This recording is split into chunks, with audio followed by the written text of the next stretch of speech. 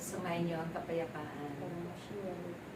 Aking muling pinapaalala na sa tuwing tayo'y nagtitipan, kami ay nananabig sa inyong mga pagdating, nananabig sa inyong pagpapahalaga.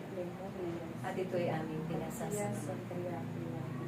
Sa araw na kayo ay nagbabahagi at nagpapalaganap ng kabutihan ng Diyos, isang karangalan yan ng kanyang banal na pangalan.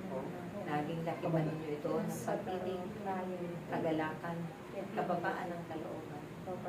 Ang inyong mga pagganap, dahil ito'y bibiyayaan ng Diyos ng mga masaganang biyaya at pagpapala ng siksik-tingin at umaapa.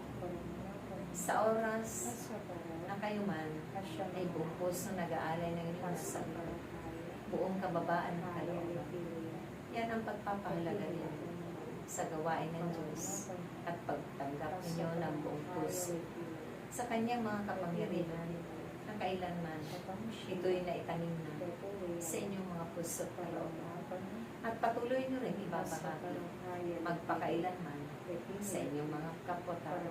At iyan ang magiging aking mga na marami kayong makakalap ng mga kaluluwa at madadala ninyo sa banal na paan ng Diyos. Talagang kagustuhan ng Diyos at kalooban ng Diyos ang mga pagtakda sa inyo. Kayo ay pinilit sa Kanya at tunay at biniyayaan ng mga himala sa araw-araw ninyo.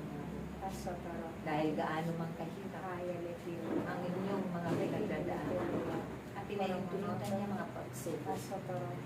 Tunay na ito'y inyong kapagtataguan sa pamamagitan ng aking paghahari at kapuspusan sa bawat isa sa iyo.